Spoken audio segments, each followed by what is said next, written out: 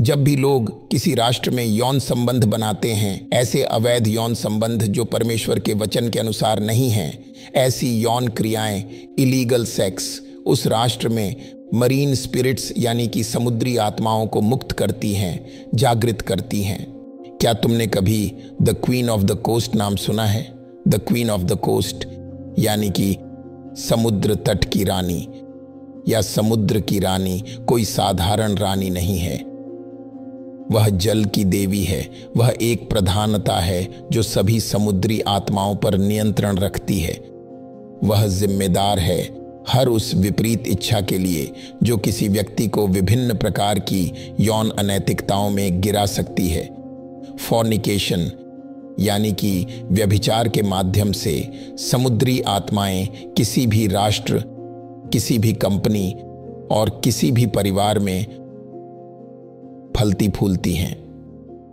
ठीक है, सुनो, जब भी तुम्हारे भीतर विपरीत इच्छाएं उठती हैं, भारी यौन इच्छाएं जो तुम्हारे ऊपर हावी होती हैं, चाहे तुम पास्टर हो, बिशप हो या विश्वासी, कोई भी हो, जब भी तुम्हारे मन में किसी व्यक्ति के प्रति ऐसी विपरीत यौन इच्छा उत्पन्न होती है, तो वह तुम्हारे भीतर एक समुद्री आत्मा यानी कि मरीन स्पिरिट का बीज है जो चाहती है कि तुम उस व्यक्ति को प्रभावित करो और उसे नष्ट कर दो।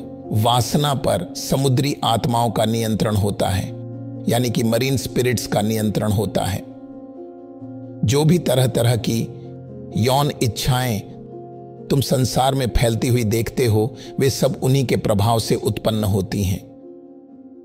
तुम देखो, बहुत से फैशन डिजाइनर ऐसे वस्त्र बनाते हैं जिनकी पूरी डिजाइन और शैली मरीन किंगडम से प्रेरित होती है। वे ऐसा इसलिए करते हैं ताकि दुनिया में यौन अनैतिकता का स्तर, सेक्सुअल इमोरैलिटी की लेवल बहुत ऊंचा हो जाए। जितने अधिक लोग यौन अनैतिकता में शामिल होते हैं, उतना ही अधिक मरीन इस संसार पर नियंत्रण प्राप्त करती हैं। हर एक अनैतिक कार्य मरीन के प्रभाव को और अधिकार को राष्ट्रों पर बढ़ा देता है। मुझे नहीं पता कि कल रात केप टाउन अफ्रीका में कितने लोगों ने विवाह के बाहर यौन संबंध बनाए। जब भी लोग किसी राष्ट्र में यौन संबंध बनाते हैं, ऐसे इल्लीगल यौन संबंध जो परमेश्वर के वचन के अनुसार नहीं हैं, ऐसी यौन क्रियाएं उस राष्ट्र में मरीन स्पिरिट्स को जागृत करती हैं, मुक्त करती हैं। क्या तुम मेरे साथ हो? हां, बिल्कुल ऐसा ही है। मरीन स्पिरिट्स यानी कि समुद्री आत्माएं रहस्यमयी होती हैं, अत्यंत रहस्यमयी होती हैं, और वे शैतान के राज्य की सबसे शक्तिशाली आत्माएं मानी जाती हैं। लेट मी से दिस, शैतान के राज्य में जो सबसे शक्तिशाली दुष्ट आत्माएं हैं, वे समुद्री आत्माएं हैं। कौन? Marine spirits. मेरी बात याद रखना।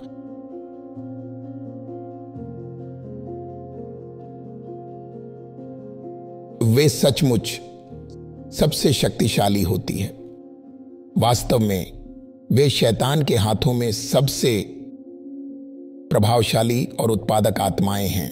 दरअसल वे शैतान की सेनाओं की सेनापति यानी कि जनरल्स हैं। वे सबसे उच्च पद वाली दुष्ट आत्माएं हैं। क्या तुम जानते हो क्यों? क्योंकि उनका प्रभाव कलीसिया और संसार दोनों में अत्यंत गहरा और प्रभावी है।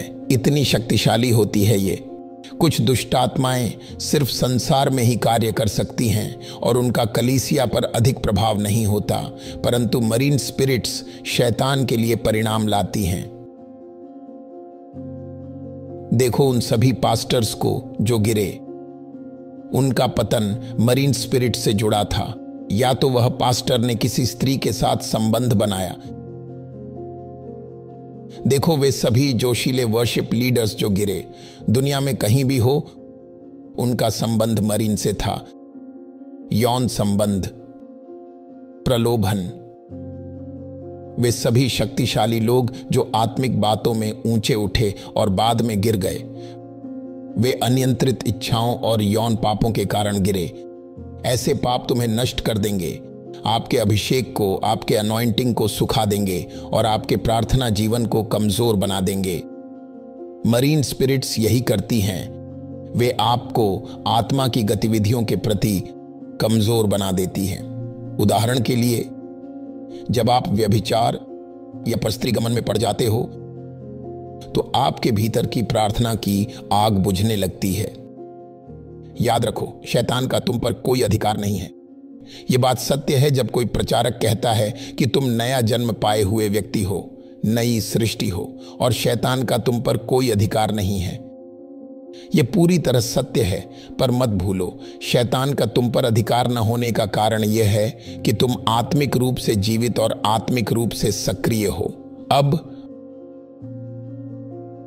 वह केवल एक ही तरीके से तुम पर प्रभाव डाल सकता है, अगर वह तुम्हें ऐसे कार्यों में ले आए जो तुम्हारी आत्मिक गतिविधियों और आत्मिक स्थिति को कमजोर कर दें।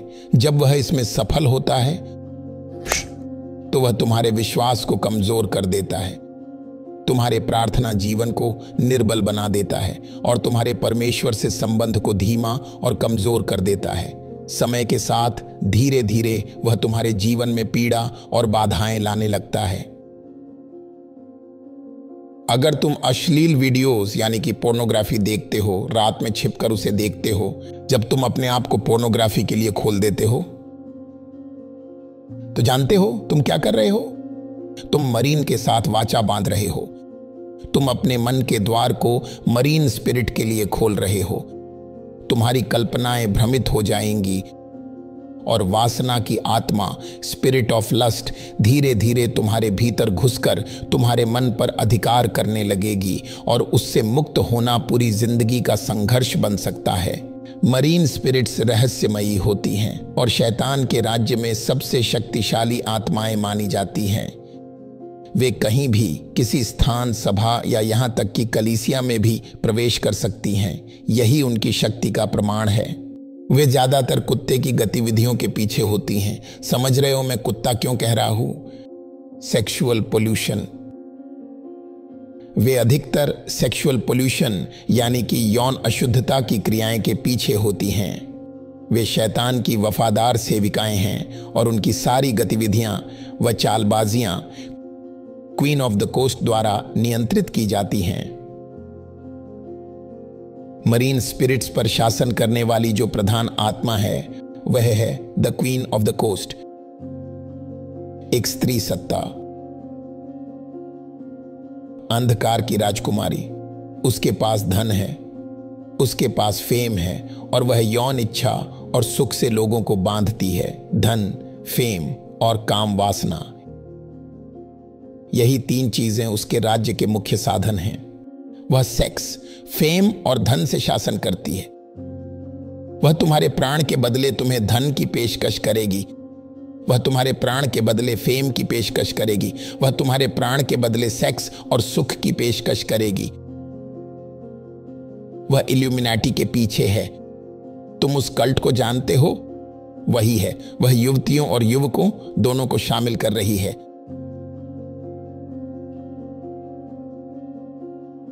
वही है सेटनिज्म, इल्यूमिनाटी और ऐसे सभी छोटे कल्ट में जो लोगों को फेम, धन, सेक्स, इन सब चीजों के बदले अपने प्राण बेचने पर मजबूर करते हैं। इन सब पर वही नियंत्रण रखती है। क्वीन ऑफ द कोस्ट और उसकी मरीन डीमंस तुम्हें अशुद्ध न करने दें। तुम्हें इन अंतिम दिनों में बुद्धिमानी से जीना होगा। अब मेरी एक बात मानो, अभी अपना फोन उठाओ और अपने फोन से कुछ शैतानों को हटा दो। कुछ लोग हैं जिन्हें तुम जानते हो और अच्छी तरह जानते हो। उन्हें सिर्फ डिलीट ही नहीं बल्कि ब्लॉक भी करो और फिर डिलीट करो, क्योंकि अगर तुम सिर्फ डिलीट करोगे और ब्लॉक नहीं तो वे तुम्हें फिर कॉल करेंगे।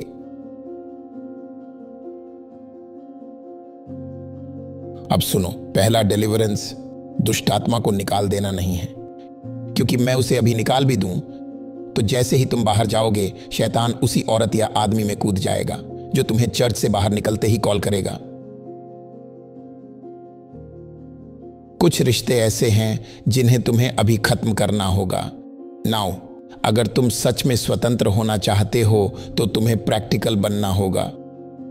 मैं अपनी अभिषेक को ऐसे ही गंवाना नहीं चाहता। अपने कॉन्टैक्ट्स में जाओ, इन दुष्ट लोगों को ब्लॉक करो और उनके कॉन्टैक्ट्स डिलीट कर दो। Can I tell you something? एक समय आएगा, आना ही होगा, जब तुम्हें अपने आप को शुद्ध करना पड़ेगा। हाँ, अपने आप को शुद्ध करो। किसी को कहो साफ सफाई करो। ये तुम्हारे ही हाथ में है, तुम्हारे अधिकार में है अपने आप को शुद्ध करना। दरवाजे बंद करो, बस दरवाजे बंद करो। मुझे परवाह नहीं कि वे क्या महसूस करते हैं, क्या सोचते हैं या कितने गुस्से में हैं। दरवाजा बंद करो, दरवाजा बंद करो।